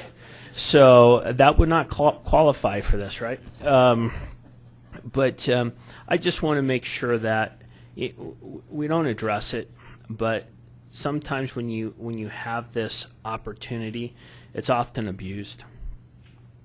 And you know, I thought it was going to rain, so I didn't come in, or I thought something like this. I just want to. We're all adults here. We're all elected officials, and we just have to be careful that we don't start having fewer and fewer people here and more people call in, because I think it takes away from the intent of why we're here. It's always good to be face to face. Thank you, and I will support the motion. Well said. Director Dozell and then Director Dyack. I agree with what was just said, that we're all adults, and that's why I find that this makes me feel like I'm back in high school and I'm signing up for participation in the Spirit Club. So, you know, I have a little problem with it taking 3 pages to do a resolution that basically says what Commissioner Rozier said, that we're going to use it infrequently, agree to come in when we can, and there are going to be times when I can't give advance notice, like the last meeting. You know, my contemporary here called me up and said, should we ride together? Ashley did, and I said, oh, I can't go. You know, at the last minute I was planning on going. But so I just think that we should, if we can, just for our sanity and the fact that we're here, all are adults, could we reduce it down to 1 page and take it more, because, you know, I said undermine decision making. I don't think we make decisions, do we, in that work session? You know, so there are some words in there that don't seem to make sense with what we're trying to accomplish, but I could be wrong. That I like the idea of having the ability to do this occasionally, but to actually start calling out, you know, death in the family, you can't have your grandmother die 3 times, you know, those kind of things get a little bit ridiculous. But thank you. Director Dyack. Yeah, I further that. I mean, to me, once you start naming names, you're always going to leave something out, and we're going to have a 2-hour conversation. So to make it short and sweet, I support Director Dozell's comments. I also took advantage of this this last work session. I was thankful it was there, but to Director Rocher's point, you kind of miss something. You know, I felt I missed the collegiality. I miss looking at people's faces when they were talking. It wasn't the same. But again, I appreciated being part of the conversation. All right, any final comments? We have a motion and a second, so if people are ready to vote. Looks like we are. So all in favor of the motion to adopt the resolution as amended to allow for elected duties, say aye. Aye. Opposed? Abstentions? All right, passes unanimously. Next up is project selection process for the Traffic Signal System Improvement Program and Regional Intelligent Transportation System Deployment Program, etc. Good evening. I'm Greg McKinnon, the Transportation Operations Program Manager. And the call for projects and selection process that I'm going to be discussing is in your attachment G. These call for projects are an element of two program documents that the board has already approved. The first is the Traffic Signal System Improvement Program, or the TSSIP, which will be easier for me to say. And the other is Regional Intelligent Transportation Systems Deployment Program. I'll just call that the ITS program. So as a quick briefing on the TSSIP, it was established in the early 90s to improve signal coordination between jurisdictions and be able to provide traffic signal systems that can be able to maintain that. The program achievements have been significant. We've been able to upgrade traffic signal systems in several jurisdictions across the region since the beginning of the program. From the early 90s, a third of the jurisdictions had a signal system, and now nearly all of them have a signal system. And then there was also an improvement in communications to the signals out in the system, where half of the signals that were out in the field were not connected to any system, and now we have nearly 98% of the signals on system, as we call it. And also point out the photo there that's showing fiber installation is showing that that's the type of communications that's been deployed throughout the region over the years, and that was factored prominently in the Smart Cities grant that Denver had submitted, which Peter had mentioned earlier. This colorful diagram shows the other role of, that DRCOG staff plays in this program. We have engineering staff here that provide technical assistance in providing good signal timing coordination programs that cross jurisdictional boundaries. We coordinate between the project partners to have good signal timing put in place. And you can see that, this is just an example of the last couple of years that, there's a good benefit to cost ratio. We have about a 10-to-1 for the money that we put in to the region. We've been able to extract savings about $100 million. And those savings come from reducing the amount of time that the travelers have to stop at traffic signals, and also reducing the number of times the duration that they stop. And there's also a subsequent improvement in our emission rates that we'll be able to reduce that. So the other program, the ITS deployment program, because it doesn't have a fancy name like Road X, but that's just it's just the same thing. We have a program where we're programming some of our funds to improve the regional transportation operations through the investment and addition of technology. And it ranges from things that you see in this diagram, which is a bank of servers and communications devices. It's all behind the scenes, not very exciting, but it does help the operators do their job better. There are some other more visible things. There's monitoring that it provides. There's traveler information shown through that DMS sign. There's incident management that we improve. And the top right diagram is another one of those invisible things, but it's very important. We're improving the ability to be able to track performance measures to be able to improve the service that's being provided to the public.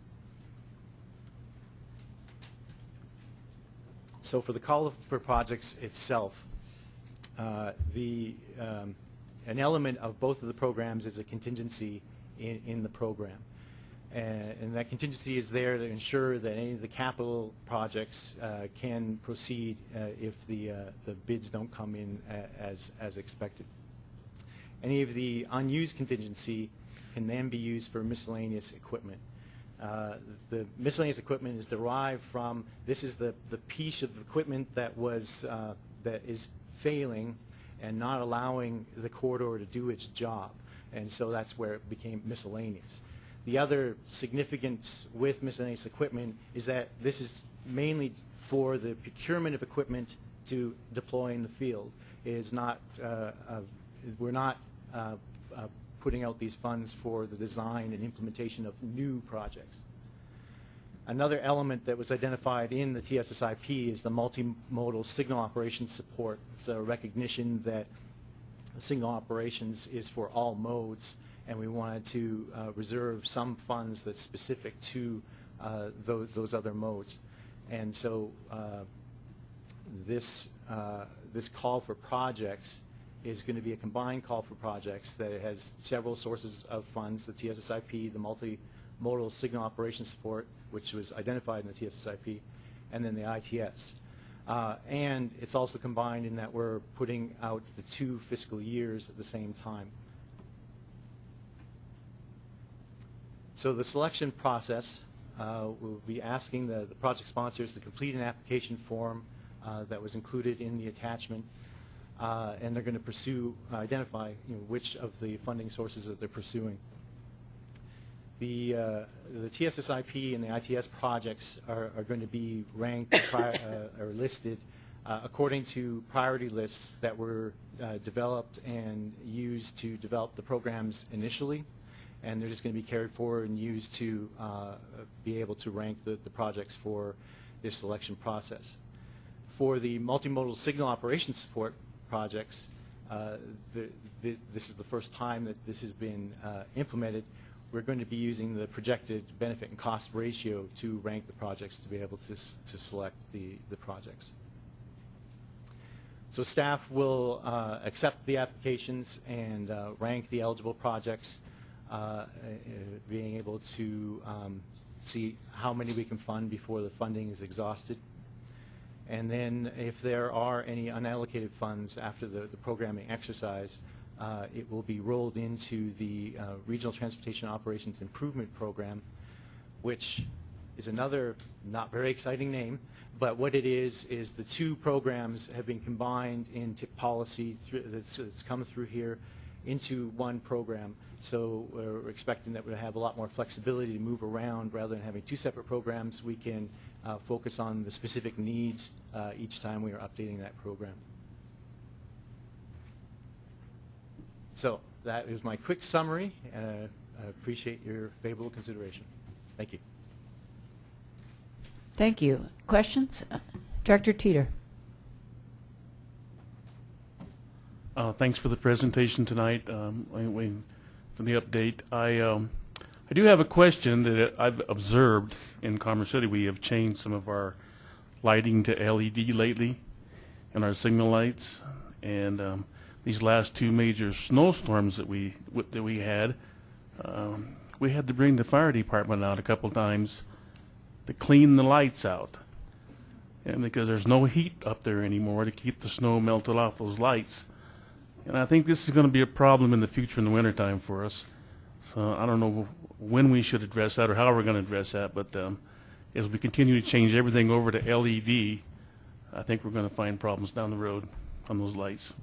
Yes, you're right. That has been a significant problem from the beginning of changing over to LED. And strangely, the solution is to employ a heater to the very reason why you had switched in the first place. This program won't focus on that because our program is to promote the interjurisdictional operations moving of travelers. But I agree with you, that is an issue. Other questions? Director Dozell? It says here that it's eligible projects are those where the retiming was done before 2013. And I know Louisville and Superior have asked that we be able to participate in of getting our timing of our signals right across our new diverging diamond interchange. And so I don't know, we'd like to get some funds to help us do that timing right to move the traffic over the DDI across 36 from Louisville to Superior and vice versa. So I'm wondering if we would be precluded from doing that. Some of our signals that are part of that process, there's multiple signals within a half-mile segment, but some of them were probably retimed prior to 2013, and some of them are new on the DDI, the divergent diamond interchange. So would we be able to submit something? Yes. Okay, thank you. Yeah, nothing has been implemented recently along that corridor. There was a study to implement, and the decision was not to do anything because of the pending DDI. Okay, so that's great, because we've talked about this, and we'll talk about this. We have a breakfast meeting tomorrow morning, Louisville and Superior, so we'll talk about this some more tomorrow, but we'd like to really get our signals straight.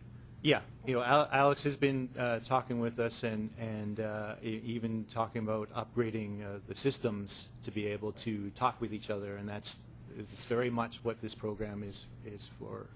Excellent. Maybe we could work it in with Road X somehow too.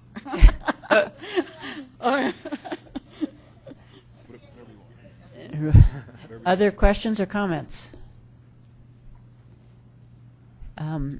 We would be then looking for a motion to approve this process.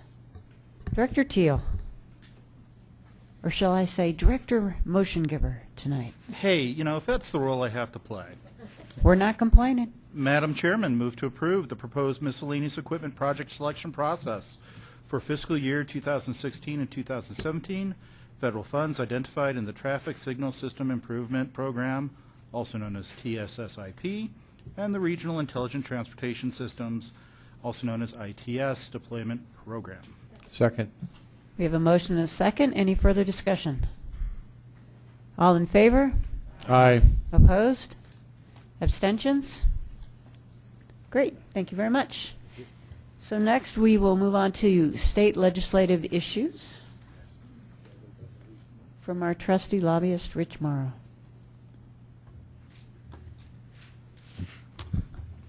Thank you, Director Jones.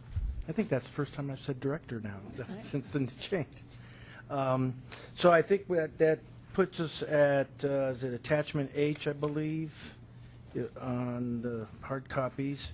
And I have a status of bills that you've taken positions on in previous months, and then 4 new bills for you. The sheet on the status of bills updates the status of all those bills. There's only one I was planning to call out for your attention, and that's Senate Bill 123, which is a transponder bill. And I think most of you probably know it did pass the Senate a few weeks ago after a lot of debate, and it's up in committee in the House tomorrow. We, meaning myself and our DRCOG's lobbyists sitting in the back there, have been lobbying the committee on your behalf in opposition to the bill, working with CDOT and others who are opposing it. We haven't been able to get a firm count, so as far as I know, we're not really sure how it's going to turn out, but the work is still going on as far as trying to bottle that bill up in committee tomorrow, but we will see. And if there are not any other questions on any other of the bills, I can move you right to the new bills. And depending on your pleasure, we can make this real easy. We've got 4 bills with staff recommended positions. the first three of them are first, let's see here, yeah. Let me see here.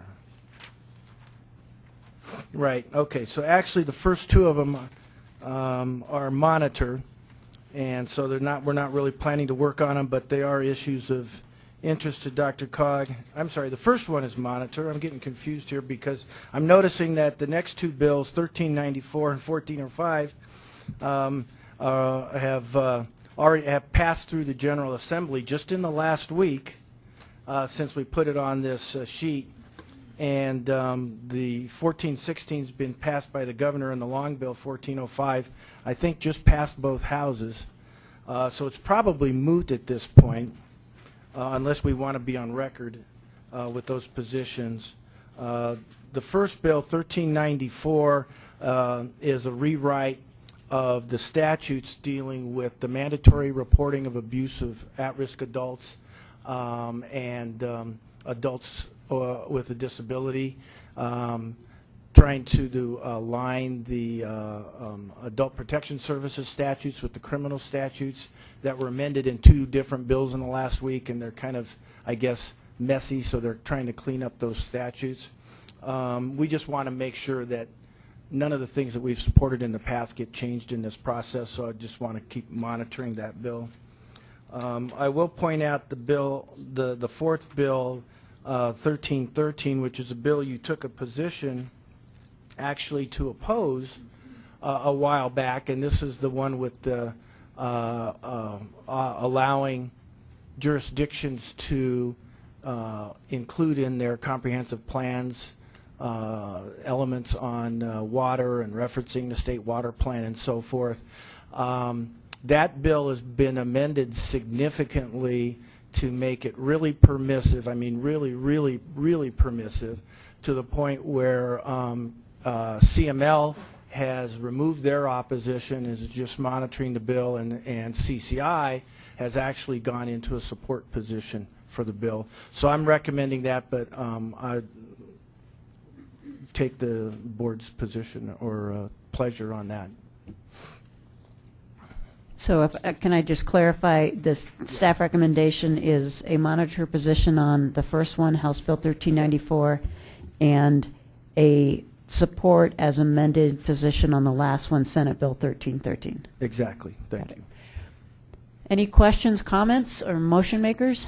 Director Rozier, then Cernanek, then Partridge. Thank you, Madam Chair. Don Rozier, Jefferson County. Rich, in regards to House Bill 1394, we as a Board of County Commissioners, along with our Human Services Department, met. We had some questions on this. We took a monitor with seeking amendments position. We felt it was not clear as far as addressing reporting time periods, that we needed clarification there. Clarity around county's responsibility regarding investigations, because right now we have, for IDD, we have DDRC. And now because DDRC did that work in the past, now if the county is doing this, the funds aren't following, you know what I mean? So there's more responsibility. We're very sensitive of unfunded mandates. And then clarity around investigating providers. Do you know if any amendments were added and or accepted? I don't think so. The only issue that came up that I'm aware of that had amendments with it was somehow miraculously in the drafting of this bill, there were some additional mandatory reporters added in that weren't already in statute, and those folks all worked to get themselves taken back out. But other than that, I haven't. So I'd be happy to get with your staff to talk to see about those, more detail about those amendments. Okay, that'd be great. Yeah. Director Cernanek. And Rich, it has to do with the mandatory reporters that may not have regular contact with the at-risk individuals. You've probably heard about this. Right, and they've been in and out, and so there's some care that needs to happen with regard to those folks that don't necessarily have contact, that they're not liable for something they may not be even aware of. Yeah. And being very careful in that. Exactly. And so yes. Monitor is making sure they're very careful on those folks. And yeah. They garnered some support for this originally by not having folks included, and then they ended up being stuck in there. And you know, I would take some. You know, there's constituent groups that are out there that need to be very careful. And then with regard 1313.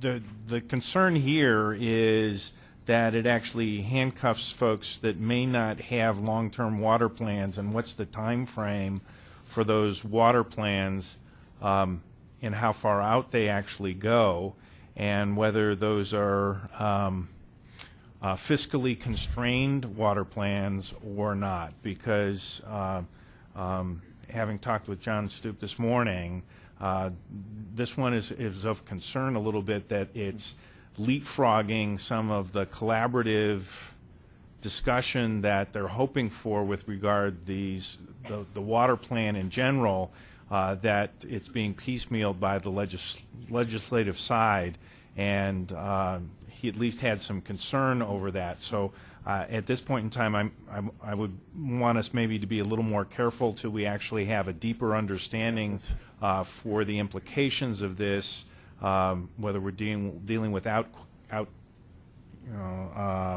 outside the, our fringe areas in some of our counties that may not have renewable water sources. What does this mean? Yeah, I do know that the language that was amended onto the bill, took words like that to say that, you may include references to the state water plan, for instance. Now it's like you may consider including. There's a lot of very permissive language, and then I put in the staff comments the very clear statement, I think, that nothing in that's to be construed to be a mandate on anybody. And I know that the bill was bottled up in the House committee until that amendment got on, and then it pretty much flew through the House after that, and it's awaiting its first hearing in the Senate, and it's been double assigned to Senate State Affairs and then Senate Agriculture. So it's still got a few steps to go anyway. Director Peck. Is it on now? Yep. Thank you. Senate Bill 1613, is there anything in the language excluding the sale of water to oil and gas development or fracking, or is this pretty open-ended? It doesn't refer to that at all. Okay. Thank you. Any other comments or questions? Does anyone care to put a motion on the table? Director Partridge. Madam Chair, I was prepared to move, but since comments were made from Director Rozier on 1394 and Director Sinanik on 1313, didn't know if they had any change of the positions being suggested. Director Sinanik. On 1313, I'd probably put us in a monitor position. I'd be comfortable with that, yeah. Rather than support. We could do that. Monitor. So I think, did you hear that? Director Rozier said monitor would be appropriate for the 1394. Okay, certainly, and I will speak to 1313. We had some discussion since I was the one who made the motion to oppose, and we did oppose it last time. But with permissiveness in there, I certainly am very comfortable. I would be comfortable making a motion to support as amended, but I am certainly sensitive that if it is a monitor position, I still think it makes a statement versus the oppose we had. Director Cernanik, I was just wondering. I can be respectful either way. I'm not concerned for my own jurisdiction. I'm probably more concerned for you and Don and Bill on taking a look at out-county plans. Okay. Director Rozier. Thank you, Madam Chair. Director Cernanik, that was I spent a lot of time at the Capitol talking about this because it made, if you looked at the title of 1313, it actually tied and made that any development that is approved had to have some sort of a water plan piece. And it was, the state water plan, which adjusts, and at the same time it adjusts without our notification sometimes and without our input. But yet they were tying approval, land use approval, to this. Well, I believe it was an oversight by the drafter. I had other stronger language down there. But because comprehensive master plans are not binding documents. Those are not approved by the boards of county commissioners. Comprehensive master plans are advisory documents. And you can't bind an advisory document and make it a requirement to meet certain conditions. There were a lot of problems. So they took out the state water plan. They took out others, put in May. We already do this in Jefferson County and many other counties about being very flexible. The discussion at CCI was this is a nothing burger now. Actually, it's a lot of words that gives us the ability to do what we do right now. Wow. So once again, it's one of those bills that changes nothing, but it says a lot of stuff, but doesn't change anything. I would probably then say oppose if it does nothing, but if it's not really solving an issue, it does. Sorry, Madam Chair. Yeah. It doesn't solve. It doesn't. It just makes a statement in my mind. That's me talking, no one else, but that's just my opinion. Thank you. Director Holland. Were you okay? Director Holland. Yeah, I would concur with my colleague over there. I think the issue was that they wanted, and I don't know what the drafter's purpose was in this, other than we're faced with many developments in Arapahoe County that sometimes underestimate or underaddress the future water needs because these developments go in phases. But I don't think that this legislation as amended does anything to be impactful upon what the initial intent of this bill was. Okay, good conversation. I'm going to encourage us to head to a motion. Director Partridge, you were dabbling with one. Have you honed it? Question for Rich. So either one of these bills, 1394 or 13, have not gone to the Senate. Is that correct? Correct. It's 13 just went to the Senate, but it hasn't had its hearing yet. Okay. I'm going to suggest, since we've seen such changes in the House and they haven't gotten in their House bills, they haven't gone to the Senate yet, I am going to suggest that we take a monitor position on both 1394 and 1313. I will second that motion. So we have a motion to monitor both of those bills and a second. Further discussion? All right. All in favor? Aye. Opposed? Abstentions? Motion carries. Thank you. Unless you have more. So there is a page of initiatives in there. Did you want to speak to that at all?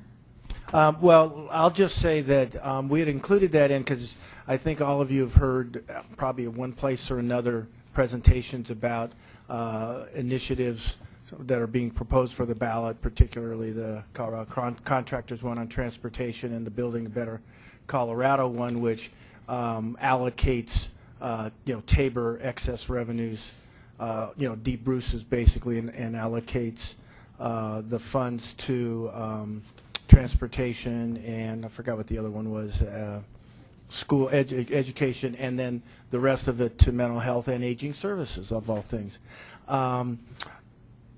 DRCOG often has taken positions on such initiatives. We're allowed to, like, say, CML and CCI to do that.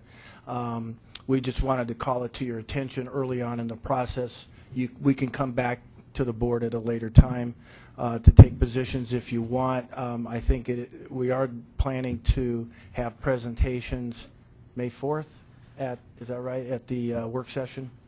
Have representatives of the contractors and of the Building a Better Colorado folks to come and talk about those in more detail.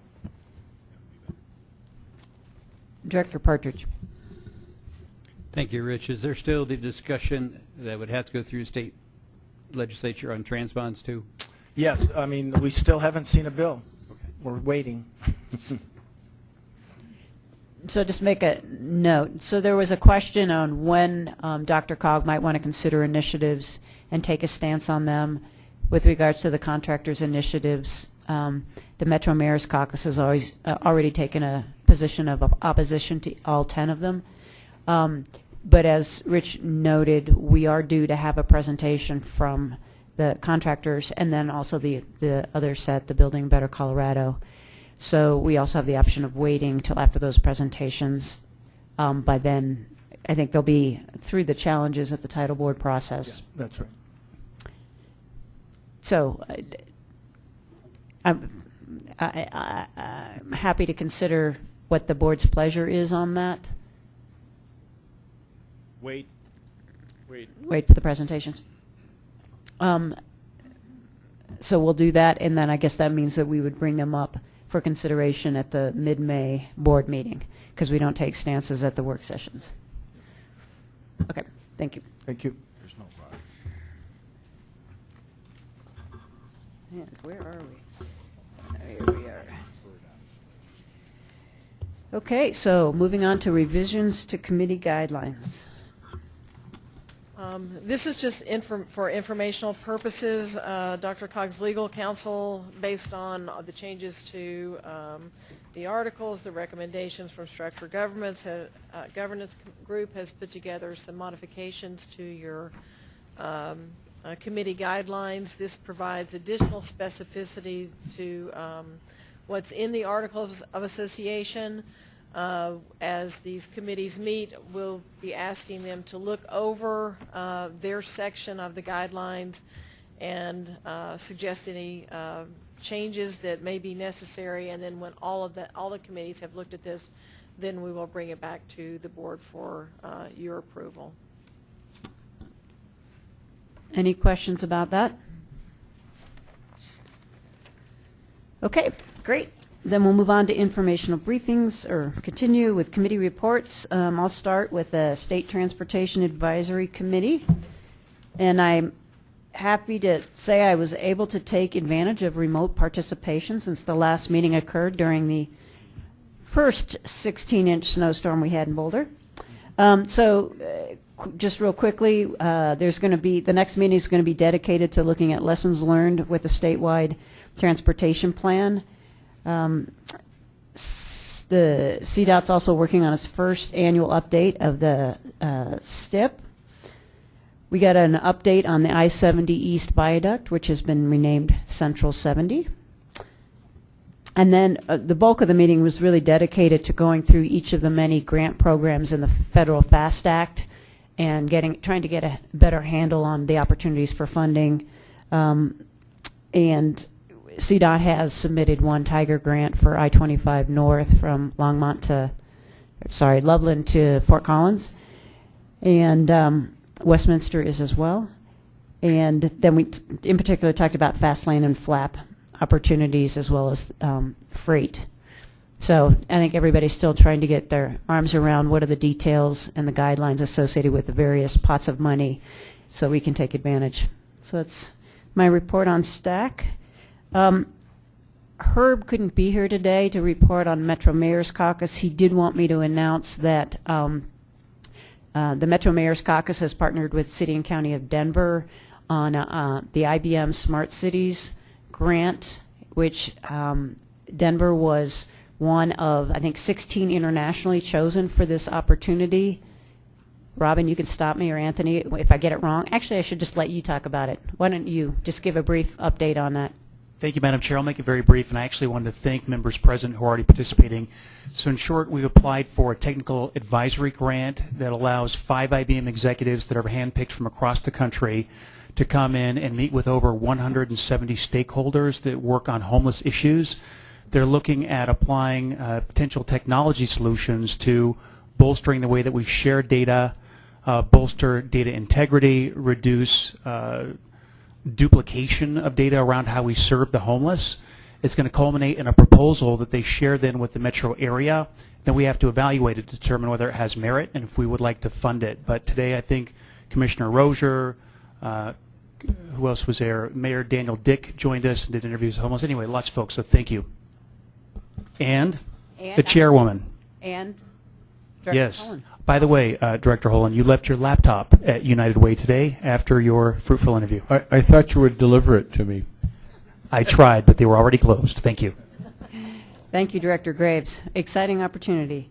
Director Rozier, do you want to talk about metro area county commissioners, or I can if you... I would love to, Madam Chair, but I got caught in a snowstorm somewhere else, so I was unable to attend, so if you wouldn't mind.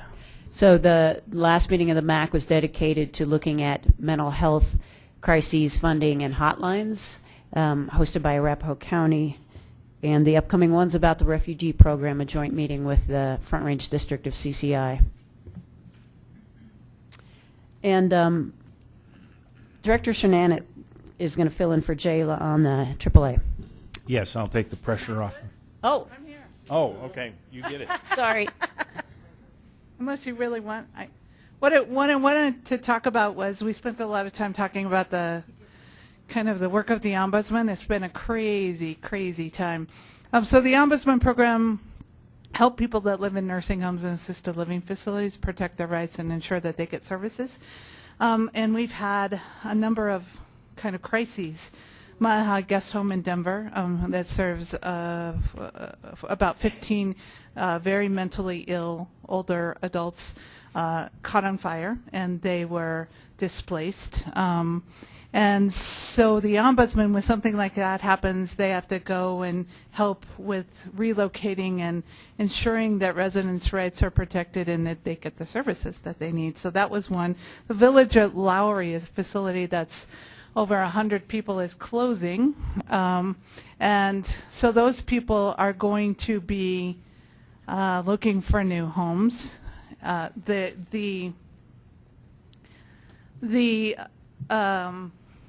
Some are low-income of housing, and others are assisted living housing, and the average rent was about $700 a month, and there is no availability in this metropolitan area for something like that.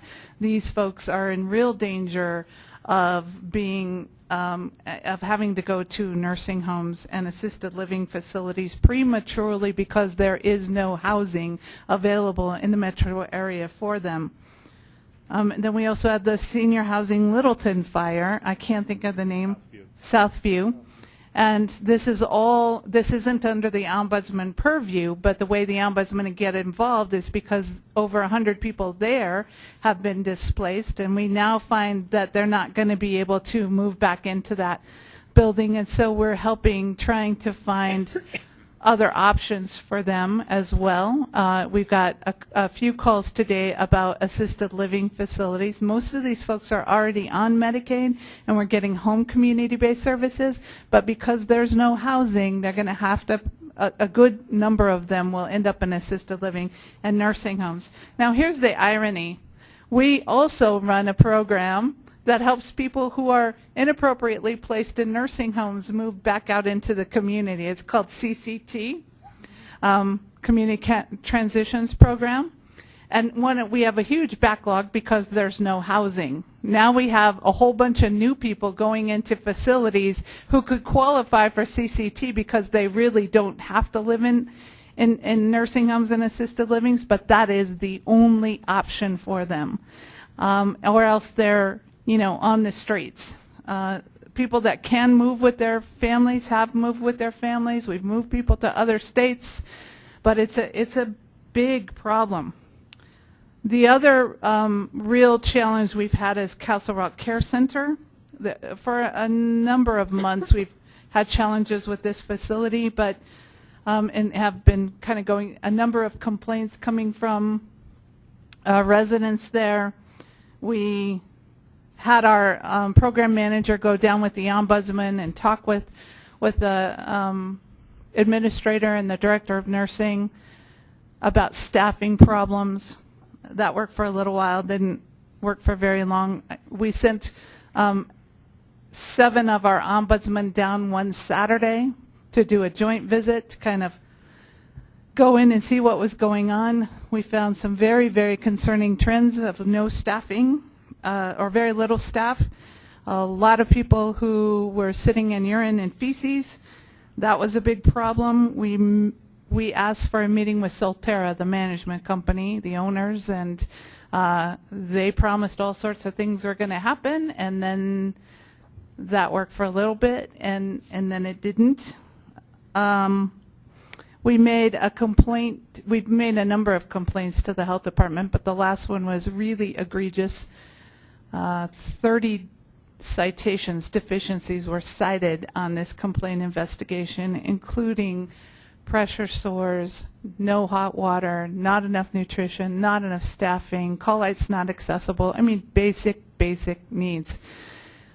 I was an ombudsman a long time ago, 25 years ago, and that's the kind of stuff we investigated when I was an ombudsman. We have not seen that level of complaint in a nursing home. We see it in assisted living, but we haven't seen it in a nursing home in a very long time, and it's quite concerning. The health department is involved now, finally, but honestly, we have to package those complaints so that the health department takes them seriously and really tell them, these are the people you need to go see, these are the people that we had concerns about, this is the time, this is the date, this is a record review we did, so that they will go out because they're understaffed as well.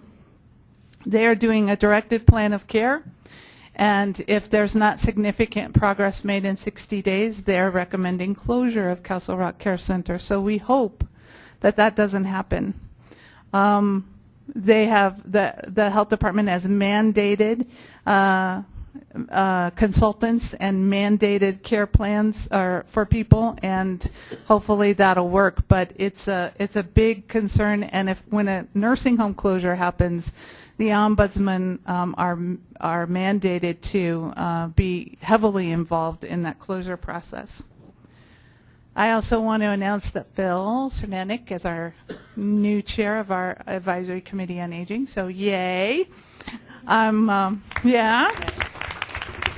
This will be the first time ever in history that a board member has chaired this committee, so I'm kind of excited about it. But y'all know Phil, right? It's also making me a little bit nervous. He's going to keep me on my toes.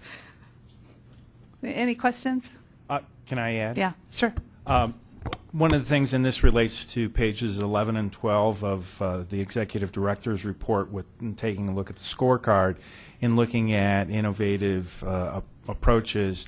There is an application that's going in for a grant program with CMS, and that's the Medicaid and Medicare folks that are out there.